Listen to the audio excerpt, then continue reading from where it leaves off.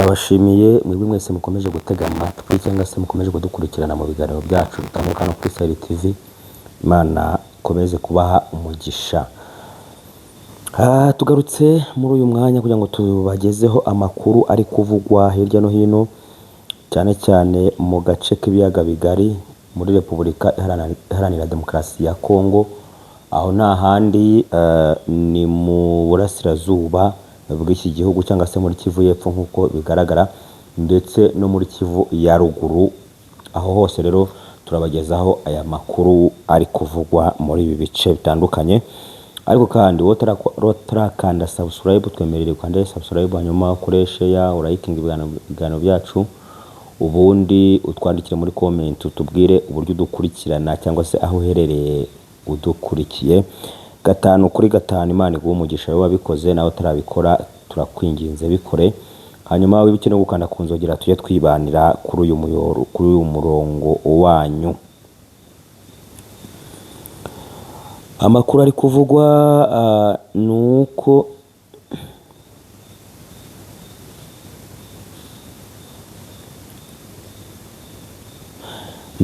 agasozi kitwa Nkobe, agasozi ka Nkobe gaherereye muri groupement ya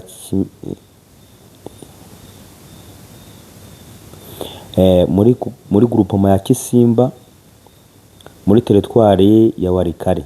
Ako gasozi kabereyeho imirwano ikomeye cyane, ariko urabona ko iyi mirwano yabaye tariki 6 ubwo hari kuwa 5 nk'uko bigenda bigaragara.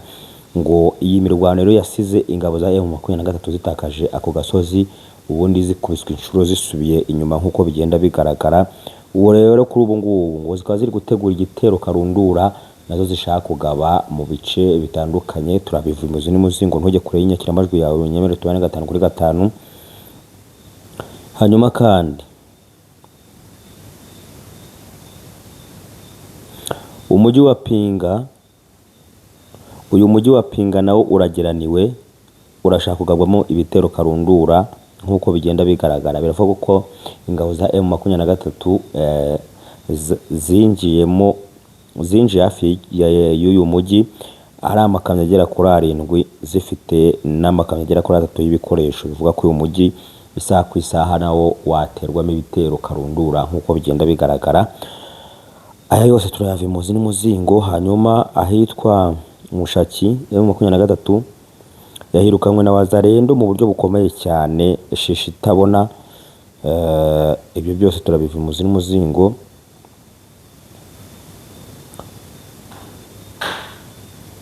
Nahitwa mu gace ka Mwenga, aka gace karavamo ibirindiro bikomeye bya M23 byashakaga kwifatanya n'izindi ngabo zaturukaga Kamanyura kugira ngo batere ibitero mu mujyi wa Uvira. Ubu nabyo byasubiye irudubi nk'uko bigaragara. Aya makuru yose n'andi yose ari gucaracara hirya no hino mu biyaga bigari turaje tuyavimuzi n'umuzingo. Ntujye kure inyakiramajwi yawe, unyemerere tubane 5/5, hanyuma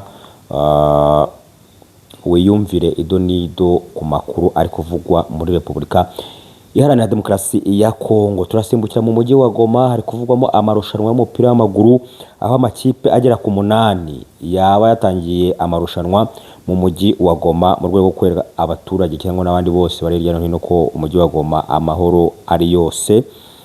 Ibi nabyo turabivimuzi n'umuzingo. Ntujye kuri inyakiramajwi yawe, nyemerere tubane 5/5.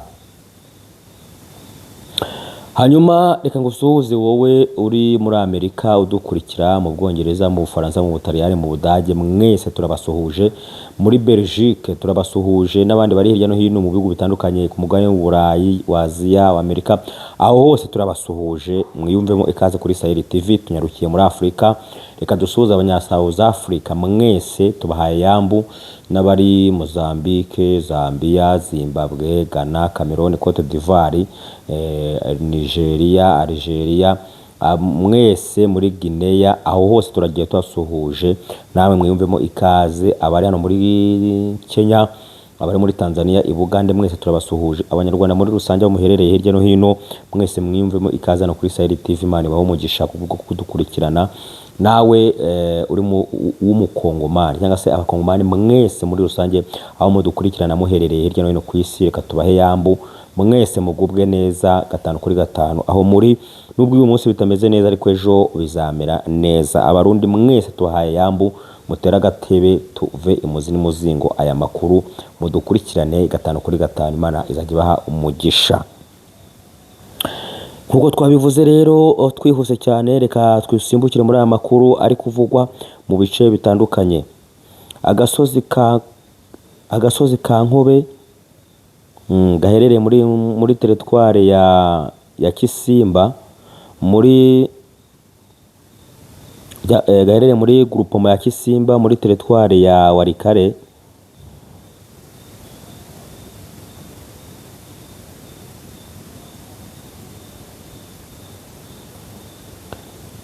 Aka gasozi rwose kabashije kwigarurirwa n'ingabo za Wazalendo ndetse n'ingabo z'abarundi na FARDC. Nkuko bigaragara, biravuga ko ingabo z'abarundi zagabye igitero gikomeye ku nyeshyamba za M23 mu gace ka Kobe muri groupement ya Kisimba muri teritwari ya Warikare. Amakuru atugeraho aravuga ko iki gitero cy'ingabo z'abarundi na Wazalendo na FARDC cyari cyowe n'umwe mu bajenerali bakomeye b'ingabo z'u Burundi. Biravuga ko bakubise inshuro ingabo za M23 aho bagabwe igitero batiteguye, batazi uko byagenze, bashiduka bari kotswa umuriro, imbunda ziremereye, urufaya rw'amasasu, ibifaru n'ibindi biri kubarasaho mu buryo bukomeye cyane. Amakuru atugera aravuga ko iki gitero cyagabwe ku itariki 6 z'ukwezi kwa gatandatu 2025, ubwo nahagana kuwa gatanu nibwo iki gitero karundura cyagabwe ku ngabo za M23 mu gace ka Nkobe nk'uko bigaragara muri teritwari cyangwa se muri groupement ya Kisimba muri teritwari ya Warikare. Bikavuga ko iki gitero cyasize abarwanyi benshi ba M23 bahasize ubuzima ndetse abandi barahunga, ubundi intwaro barazita ngo barirukanka, nk'uko tugenda tubisoma muri ibinyamakuru byo muri Kongo biri kugenda bivuga izi nkuru zitandukanye, cyane cyane ibikorera muri kano gace imirwano yabereyemo nk'uko bigenda bigaragara. Biravuga ko rero aba barwanyi ba M23 bahungiye ahitwa Ikobo, ubundi naho ngo bakabasangayo mu buryo bukomeye cyane, ubundi ngo bagakomeza bagenda bakwira imishwaro nk'uko bigenda bigaragara muri ibi binyamakuru. Ariko kandi bikavuga ko aba barwanyi ba M23 bakomeje kugenda bisuganya mu buryo budasanzwe kugira ngo babone uko bagaba ibitero mu bice bitandukanye, harimo n'umujyi turi bubabwire mu kanya gatoya karibuze. Uyu mujyi nawo wabugiye kugabwa ibitero karundura n'ingabo za M23 nk'uko bikomeje kugenda bivugwa 5 kuri 5.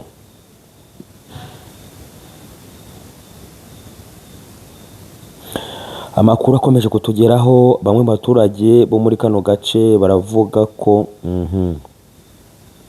barabaho M23 yahawe isomo rikomeye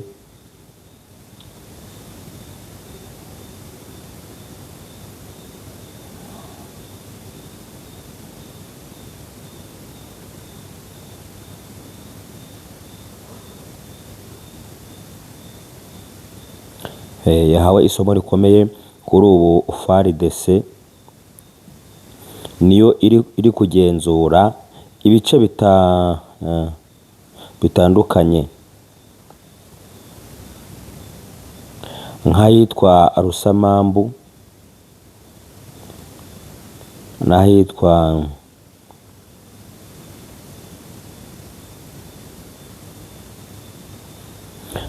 Irukumbirwa. Aha hose Rusamambu, Rukumbirwa, aha hose izi ngabo rero za FARDC nizo zikomeje kugenzura ibi bice bitandukanye bitewe nuko zikomeje kugaba ibitero bitandukanye ku ngabo za M23. Ubu rero umuriro ukomeje kwaka mu bice bigiye bitandukanye.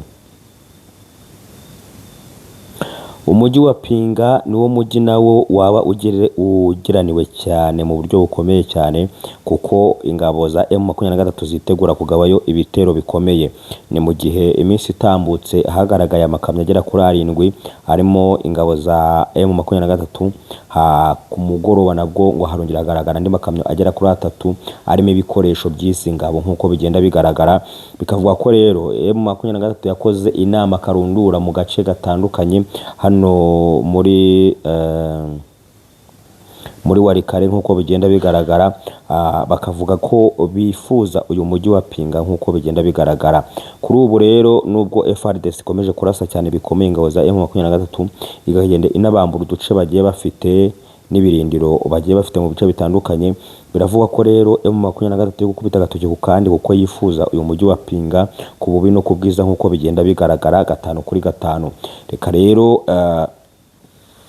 nk'uko bigenda bigaragara hano tubabwire ko uyu mujyi rwose ingabo za FARDC n'abarundi na Wazalendo nabo bamaze kuvuga ko ibyo byose babizi ko ari wo mujyi utahiwe, cyane cyane ko bashaka kugabamo ibi bitero kugira ngo bafate uyu mujyi, ariko ingabo za Burundi zavuze ko bitazashoboka cyangwa bitazakunda bitewe nuko FARDC cyangwa se igisirikare cy'u Burundi gicanye ku maso, kirakaze rwose muri ibi bihe, ngo kimeze nabi ku mirwano cyangwa se ku mirongo y'urugamba, kirimo kirakubita inshuro ingabo za M23 buri munsi uko bwije nuko bukeye.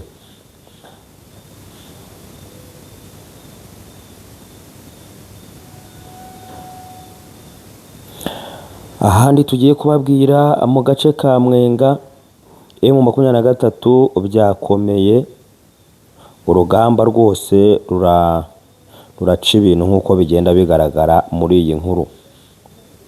Ahangaha mu gace ka Mwenga M23 yagabweho ibitero bikomeye n'ingabo za Wazalendo ndetse n'ingabo z'abarundi na FARDC, hanyuma ngo bararwana ahagana mu masaa 9 z'ijoro rwose, ngo rwari rwambikanye intambara iri kubica bigacika mu bice bitandukanye no muri Mwenga. Aka gace rero ngo karimo ibirindiro bikomeye bya M23, kavuga ko ibi birindiro aribyo byendaga gufasha ibirindiro byo muri Kamanyura mu kurwana urugamba rukomeye, bakabona uko binjira mu gace ka Uvira nk'uko bigenda bigaragara 5 kuri 5. Ariko ntago byaje gukundira izi ngabo za M23 kuko zagabweho igitero na Wazalendo n'ingabo z'abarundi, ubundi ibi birindiro byose bigasenywa ndetse ngo bakanabyamburwa nk'uko bigenda bigaragara. Kuri ubu ngubu amakuru tugeraho aravuga ko ingabo za M23 zamaze guhunga zigata ibirindiro zikagenda azerekeza mu bice bitandukanye bya Bukavu nk'uko bigenda bigaragara 5 kuri 5. Naho kandi umujyi wa Bukavu nawo uravugwamo ramforo zikomeye zikomeje guhabwa M23 mu rwego rwo kugira ngo babone uko bagaba ibitero bikomeye mu gace ka Uvira. Bakavuga ko zaba imbunda zikomeye, yaba abasirikare benshi bari kugenda bajya mu uyu mujyi wa Bukavu nk'uko bigaragara. Ababibona rero bakaba bavuga ko haba hari kwitegurwa urugamba karundura ku mujyi wa Uvira nk'uko bigenda bigaragara. Uyu mujyi wa Uvira ingabo za M23 zirawushaka kuwe no kubwiza, bitewe nuko uyu mujyi ukorerwamo byinshi bitandukanye n'ingabo z'abarundi na Wazalendo ndetse na FARDC, cyane cyane kubona ramforo zituruka i Bujumbura zinjira muri Kongo zivuye i Kinshasa nk'uko bigenda bigaragara.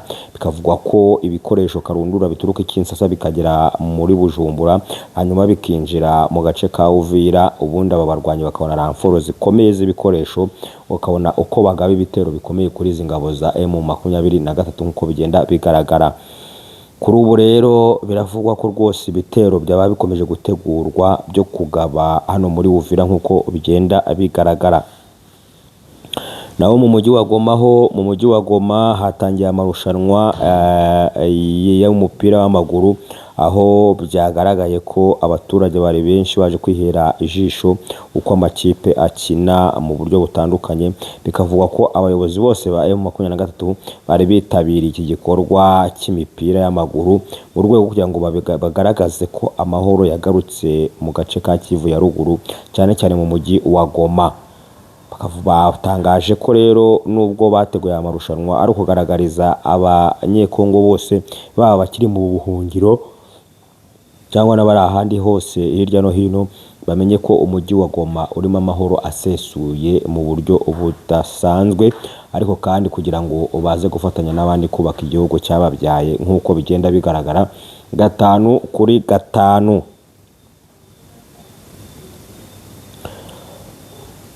Umutekano rero wari wapanuwe, abantu benshi urujya n'uruza bari kwinjira muri stade, amatike ari gukatwa ku bwinshi nk'uko bigaragara, ambiance ya yose mu mujyi wa Goma nk'uko byagiye bigaragara. Iki gikorwa cy'umupira rero bakaba batangaje ko atari mu gace ka Goma gusa, ko ahubwo no muri Bukavu bazahagera, bazahamagara abo mu bice bigiye bitandukanye, ibice byose M23 igenzura, ubundi nabo bakaza bagahurira muri Bukavu, ubundi bagatera umupira w'amaguru kakahava nk'uko bigiye bitangajwe cyangwa se nk'uko bigiye bigaragara. Banavuzeho kandi umupira igikorwa gihuza abantu benshi kandi abantu benshi bishimira cyane, ari nayo mpamvu bifuje gutangiza iki gikorwa cy'umupira w'amaguru nk'uko bigenda bigaragara. Aya marushanwa rero bikaba bivuga ko haba harimo agatubutse, ikipe zizatsinda zikazahabwa amahirwe yo kubona agafaranga nk'uko bigenda bigaragara muri aya marushanwa.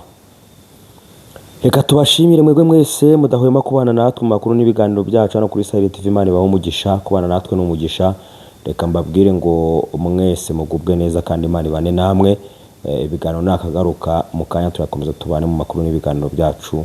Imana ikomeze kubaha umugisha.